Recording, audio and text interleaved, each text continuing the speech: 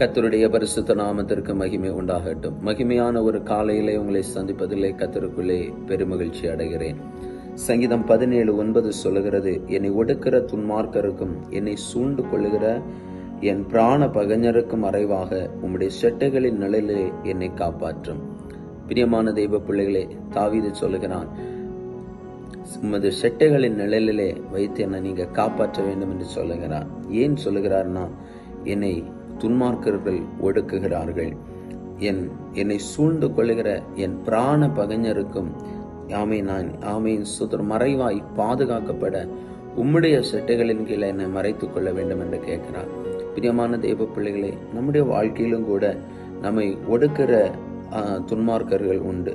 நம்மை சூழ்ந்து கொள்ளுகிற நம்முடைய பிராணனுக்கு விரோதமாய் எழும்புகிற பகைஞர்கள் உண்டு. ஆனால் கர்த்தருடைய செட்டைகளின் நிழலிலே நாம் இருக்கும் பொழுது ஒன்றை புரிந்து கொள்ள வேண்டும், நம்மை எந்த தீங்கும் நம்மை தொட முடியாது. அதனாலதான் 91வது சங்கீதம் சொல்லுகிறது, உன்னதமானவரின் மறைவில் இருக்கிறவன் சர்வ வல்லவருடைய நிழலில் தங்குவான் என்று சொல்லப்பட்டிருக்கிறது. கர்த்தருடைய மறைவில் அவருடைய செட்டைகளின் நிழலிலே நாம் பாதுகாக்கப்பட வேண்டியவர்கள். கோழி தன் குஞ்சுகளை எப்படி தன்னுடைய சிறகு நடிகளை பாதுகாக்கிறதோ அது போல கர்த்தர் தம்முடைய பிள்ளைகளையும் பாதுகாக்கிறார். தாவீது அதை ஆண்டவரிடத்துல கேட்கிறான், உம்முடைய செட்டைகளில வைத்து என்னை காப்பாற்றும் என்று கேட்கிறார். இந்த நாளில ஆண்டுடைய வார்த்தை கேட்கிற தேவ பிள்ளைகளே, ஆண்டுடைய செட்டைகளின் நிழலிலே நாம் காணப்படுவோம். நிச்சயமாய் நம்மை தீங்கு அணுக முடியாது. கர்த்தர் நம்மை பாதுகாப்பார். ஜெபிப்போம். எங்களை அளவுக்கு அதிகமாக நேசிக்கிற பரலோக பிதாவே, நல்ல வேலைக்காக நன்றி செலுத்துகிறேன்.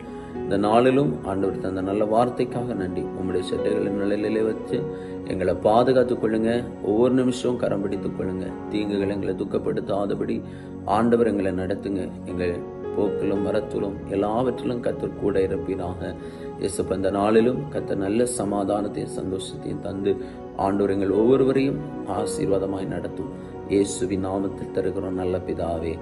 ஆமேன், ஆமேன். God bless you. கர்த்தர் உங்களை ஆசீர்வதிப்பார். ஆமேன்.